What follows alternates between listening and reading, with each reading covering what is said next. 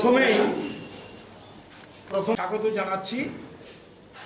আজকে আমরা পুর নির্বাচনে রাজ্যে মনোনয়নপত্র দাখিলের প্রথম দিন। এই দিনেই আমরা আগরতলা পুর নিগমে বামফ্রন্টের প্রার্থী তালিকা আমরা আজকে প্রকাশ করছি। আংশিক যে সমস্ত কেন্দ্রে আমরা ওয়ার্ডে প্রার্থী তালিকা আজ ঘোষণা করছি না, আমরা শীঘ্রই জানাবো, সেইভাবে আপনাদের হাতে তালিকা তুলে দেওয়া হবে। আমার সঙ্গে রয়েছেন বামফ্রন্টের নেতৃবৃন্দ, জেলা পর্যায়ে যারা আমরা কাজ করি।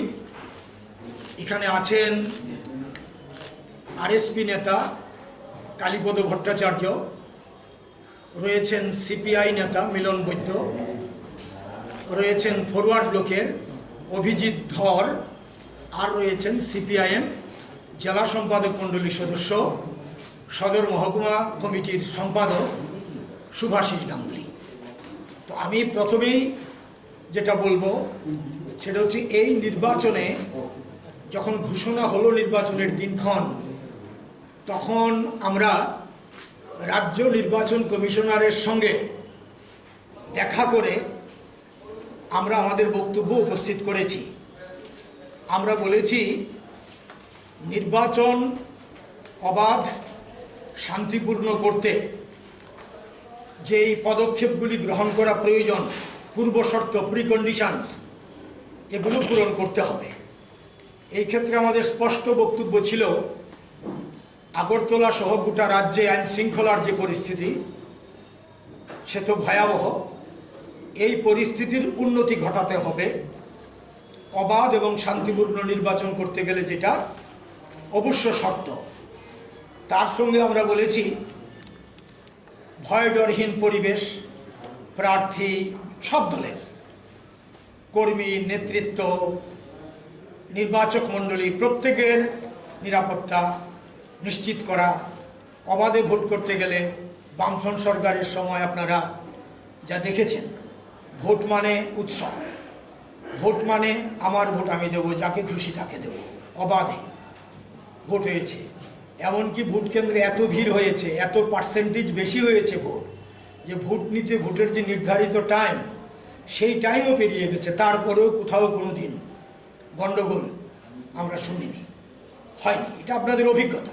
অর্থাৎ অবাধ ভোটে ত্রিপুরা শীর্ষস্থান বরাবরই পেয়ে এসছে গোটা দেশে, এবং ভোট কাস্টিংয়ের দিক থেকেও পার্সেন্টেজ, সর্বোচ্চ পার্সেন্টেজ আপনাদের মনে থাকতে পারে, এটা বামফ্রন্ট সরকারের সময়ে। কিন্তু গত 40-41 মাসে এই রাজ্যে গণতন্ত্র যেভাবে বধ করা হয়েছে, সেটা প্রসঙ্গেই আমরা উল্লেখ করে নির্বাচন কমিশনারকে নির্বাচন অবাধ এবং শান্তিপূর্ণ করতে পূর্ব শর্তগুলি পূরণ করার আবেদন আমরা রেখেছি। আজকেও এখানে বলছি, রাজ্য কেন্দ্র থেকে তারা বলবেন, আমরা জেলার অভিজ্ঞতা থেকে এই কথাগুলি বলছি। এখন আমাদের যে দ্বিতীয় বক্তব্য, এটা হচ্ছে আমাদের জেলা, বিশেষ করে আমরা আমাদের জেলাতে রানীর বাজার পুর পরিষদ, জিরানিয়া নগর পঞ্চায়েত, মোহনপুর পুর পরিষদ এবং আগরতলা পুর নিগম, এই লোকাল আরবান বডিজগুলো আছে। এখানে ভোট হবে নির্ধারিত মানে ঘোষণা অনুযায়ী। তো সবগুলো কেন্দ্রে আমরা প্রতিদ্বন্দ্বিতা করব। এই অভিজ্ঞতা থেকে বলছি, ভোটে নির্বাচক মণ্ডলীর সামনে আমরা আজকে যাওয়ার আগে, মানে মনোনয়নপত্র দাখিল করার আগে যেটা বলবো, সেটা হচ্ছে যে সাংবিধানিক অধিকার আমাদের, যাতে মানুষ ত্রিপুরা রাজ্যে পুনরুদ্ধার করা, মানুষ যাতে এটা ভোগ করতে পারেন, রাজনৈতিক দল করা, দলের অফিস সুষ্ঠুভাবে চালানোর সুযোগ, সভা সমিতি এসব করা, এবং যারা অতীতে দেখা গেছে এইসবের ক্ষেত্রে আক্রমণ সংগঠিত করেছে তাদেরকে গ্রেপ্তার করা, শাস্তির ব্যবস্থা করা, এগুলো আমরা বলেছি। এটা রয়েছে সাংবিধানিক অধিকারের প্রশ্নে, এটা তো অবশ্যই আসছে, এই কথাটা আজকেও আমরা বলছি।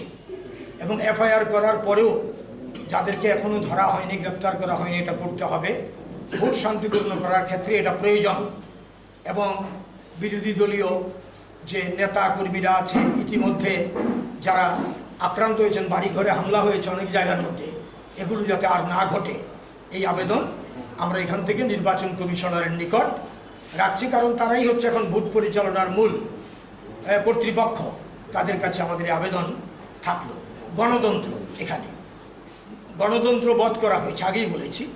তো এখানে গণতন্ত্র পুনরুদ্ধারে যদি ইলেকশন কমিশন পদক্ষেপ নেয়, অসম্ভব কিছুই না, করতেই পারেন এবং এটা করা দরকার। আমি আগেই বললাম, এই ক্ষেত্রে আমাদের স্পষ্ট বক্তব্য যে মতামত প্রকাশের স্বাধীনতা এবং সবচেয়ে বড় কথা উন্নয়নের ক্ষেত্রে এখানে আমরা দেখেছি বামফ্রন্ট সরকারের সময় যে ওয়ার্ড সংসদ, গণতন্ত্র, মানুষের কথা বলা, উন্নয়নে অংশগ্রহণ করা, এটা নেই এখানে। এই বিষয়টাও যাতে নিশ্চিত করা হয় আগামী দিনে, এটাও আমাদের আবেদন থাকবে। জনগণের প্রতি নিশ্চয়ই জনগণ এটা লক্ষ্য রাখবেন। আক্রান্ত হয়েছে, আপনারা জানেন, রক্তদান শিবির করা যায় না, অমানবিকতা কোথায় গেলে পরে এমন হতে পারে। সাংবাদিকরা আক্রান্ত হয়েছে, দিনের পর দিন কোনো ব্যবস্থা নেই বন্ধ করার। এইটা চিকিৎসক, নার্স, তারপরে আধিকারিক, শিক্ষক, আইনজীবী, সাংবাদিক তো বললাম, এই সবাই আক্রান্ত হয়েছে।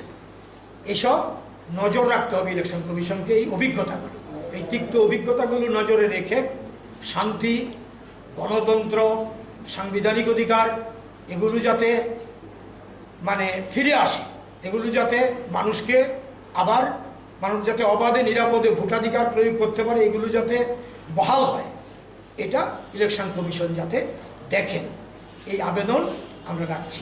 আর করোনার সময় তো ভয়াবহ অবস্থা হয়েছে। করোনা বৃদ্ধির জন্য সরকারের যে অকর্মণ্যতা, সরকারের যে সেগুলো আমরা লক্ষ্য করিনি, যেগুলো নেওয়া দরকার ছিল জনস্বার্থে, ফলে বেড়েছে। কাজে কাজ ছিল না, খাদ্য ছিল না, এগুলো সংকট এখনও আছে। বাসের গাড়ি দেখা যেত না, এখন রাস্তায় আমরা দেখছি। বামফ্রন্টরা বলে এসব ছিল না, অভিজ্ঞতা আছে আমাদের। এই হচ্ছে খুব সংক্ষেপে আমাদের আজকে আমাদের উন্নয়ন বলতে বামফ্রন্ট সরকারের সময়ের উন্নয়নমূলক কাজগুলি বন্ধ হয়ে আছে, নতুন কিছুই আমরা দেখছি না। পরিকল্পনা বা তাকে বাস্তবায়িত করা, এই বিষয়গুলো আমরা বলতে চাইছি। আগরতলা শহরে ওয়াটার লগিং, জল জমবে না, কিছুদিনের মধ্যেই জল থেকে ফ্লাড হলে অল্প বৃষ্টিতে জল জমে যায়, এমন আমরা আগেও জমেছি, কিন্তু এইরকম ভয়াবহ আগে হয়নি। এটা হয়েছে, আজকে চলে যাচ্ছে, আজ 1-1.5 বছর আছে পরবর্তী বিধানসভা নির্বাচনে। তারা যা অভিজ্ঞতা দিয়েছিল কোনোটাই পূরণ করেনি। তো এটা আমি উল্লেখ করলাম, নাগরিক পরিষেবার ক্ষেত্রে অভিজ্ঞতা কিন্তু ভয়াবহ। খালি জনগণের কাছে আমরা এই বিষয়গুলো নিয়ে যেতে চাইছি। তো এই হচ্ছে বিষয়, এবং সঙ্গে রাস্তাঘাট, ড্রেন, সামগ্রিক উন্নয়ন, এই উন্নয়ন মুখ থুবড়ে পড়েছে, এর প্রতিবাদ আমরা করছি। আমরা এই বক্তব্যগুলো উপস্থিত করে জনস্বার্থে কাজ করার প্রতিশ্রুতি দিয়ে বামফ্রন্ট নির্বাচনী সংগ্রামে অবতীর্ণ হবে। আশা করি রাজ্য নির্বাচন কমিশনার নির্বাচন অবাধ এবং সুষ্ঠু রাখতে কার্যকরী পদক্ষেপ গ্রহণ করবেন। এখন মোট ওয়ার্ড সংখ্যা 51টি। 51টি ওয়ার্ডে আমরা প্রার্থী, আজকে আমরা যে নমিনেশন মনোনয়ন দাখিল করব, সেই নামের তালিকা আপনাদের সামনে আমি একে একে বলছি। আপনাদের কপি দিয়ে দেওয়া হবে পরে। আমি বলে যাচ্ছি যে আসনগুলিতে আমরা আজকে বিভিন্ন কারণে, ধরুন কাগজপত্র সংগ্রহ করতে একটু দেরি হচ্ছে, কাস্ট সার্টিফিকেট লাগে, বা ধরুন অন্যান্য কাগজপত্র যেগুলো মনোনয়নপত্র দাখিল করতে প্রয়োজন হয়, সময় মতো হয়তো এখনও ব্যবস্থা করতে হয়তো পারিনি, দেরি হয়েছে, প্রার্থী হয়তো কোথাও গেছে, এসে দেবেন। এই বিষয়গুলো আছে, থাকার কারণে আমরা সব কেন্দ্রে আজকেই প্রার্থী ঘোষণা করছি না। যেই কেন্দ্রগুলোতে আমরা প্রার্থী ঘোষণা করব সেটা আমি একে একে পাঠ করছি আপনাদের সামনে। 1 নম্বর আসন এসসি মহিলা, পরে ঘোষণা করা হবে। 2 নম্বর আসন মহিলা, পরে ঘোষণা করা হবে। 3 নম্বর আসন রাকেশ দাস, সিপিআই। 4 নম্বর আসন মহিলা, পরে ঘোষণা করা হবে। 5 নম্বর আসন কৃষ্ণা মজুমদার, সিপিআইএম। 6 নম্বর আসন এসসি, পরে ঘোষণা করা হবে। 7 নম্বর আসন এসসি মহিলা, যমুনা দাস, সিপিআইএম। 8 নম্বর আসন গীতা দেব, সিপিআইএম। 9 নম্বর আসন সাধারণ, তিনিও গীতাদেব, তিনি সিটিং কাউন্সিলর সিপিআইএম। দুজনের নাম পরপর একই নাম আর কি, আমরা মার্ক করে দিয়েছি 1-2 করে বুঝতে সুবিধার জন্য। 10 নম্বর পরে ঘোষণা করা হবে। 11 নম্বর সাধারণ সুদীপ পাল সিপিআইএম। 12 নম্বর মহিলা কাজল রেখা সিনহা সিপিআইএম। 13 নম্বর সাধারণ কৌশিক চক্রবর্তী সিপিআইএম। 14 নম্বর মহিলা পরে ঘোষণা করা হবে। 15 নম্বর এসসি পরে ঘোষণা করা হবে। 16 সাধারণ সুশুভন দত্ত মজুমদার সিপিআইএম। 17 মহিলা ফুলন ভট্টাচার্য সিপিআইএম। 18 সাধারণ দুর্গা প্রসাদ চক্রবর্তী সিপিআইএম। 19 তফসিলি উপজাতি মহিলা এসটি মহিলা, এখন সিটিং মেম্বার অপরূপা দেববর্মা সিপিআইএম মহিলা, পরে ঘোষণা করা হবে 20 নম্বরে। 21 নম্বর সাধারণ আমরা ঘোষণা করছি জয়া বিশ্বাস সিপিআই। 22 নম্বর তফসিলি উপজাতি এসটি যমুনা দেববর্মা সিপিআইএম। 23 নম্বর মহিলা উমা চন্দ সিপিআইএম। 24 নম্বর সাধারণ জ্যোৎস্না সিনহা সিপিআইএম। 25 নম্বর মহিলা কল্পনা শিব সিপিআইএম। 26 নম্বর এসসি মহিলা তফসিলি জাতি মহিলা, পরে ঘোষণা করা হবে। 27 নম্বর এসসি সুশান্ত দাস সিপিআইএম। 28 নম্বর সাধারণ সমর চক্রবর্তী সিপিআইএম। 29 নম্বর এসসি মহিলা, পরে ঘোষণা করা হবে। 30 নম্বর এসসি প্রবোধ দাস সিপিআইএম।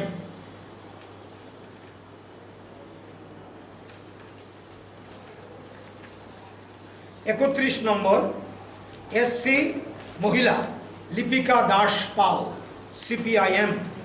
32 নম্বর মাধবী চৌধুরী বর্ধন ফরওয়ার্ড ব্লক মহিলা। 33 সাধারণ অভিজিৎ ভট্টাচার্য সিপিআইএম। 34 মহিলা জুয়েল দত্ত চৌধুরী সিপিআইএম। 35 সাধারণ, পরে ঘোষণা করা হবে। 36 সাধারণ মহিলা, পরে ঘোষণা করা হবে। 37 এসসি রতন দাস, আমি না আরেকজন ভুল করতে পারেন, এটা এসসি সিপিআইএম। 38 এসসি মহিলা বুলটি বিশ্বাস সিপিআইএম। 39 সাধারণ মিঠু শীল আরএসপি। 40 সাধারণ মহিলা রুমা ভট্টাচার্য আরএসপি। 41 পরে ঘোষণা করা হবে। 42 মহিলা বিথিকা পাল চৌধুরী সিপিআইএম। 43 এসসি কিশোর রায় সিপিআইএম। 44 পরে ঘোষণা করা হবে। 45 মহিলা পিয়ালি চৌধুরী সিপিআইএম। 46 মহিলা রুবি পাল দেব চৌধুরী সিপিআইএম। 47 এসসি দেবতনু রায় সিপিআইএম। 48 মহিলা যশোদা দাস সিপিআইএম। 49 সাধারণ ধনমণি সিং সিপিআই। 50 মহিলা, পরে ঘোষণা করা হবে। 51 মানে 51 পরে ঘোষণা করা হবে।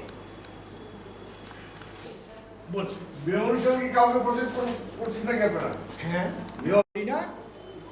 করছি না, কারণ এটা হচ্ছে জনগণের উপরে, জনগণ যাদের নির্বাচিত করবে, নির্বাচিত প্রতিনিধিরা বসেই এটা ঠিক করবেন। এটা জেলা থেকে বলার বিষয় না, এই প্রশ্নটা রাজ্যে করলে আপনারা সবটা উত্তর পেয়ে যাবেন।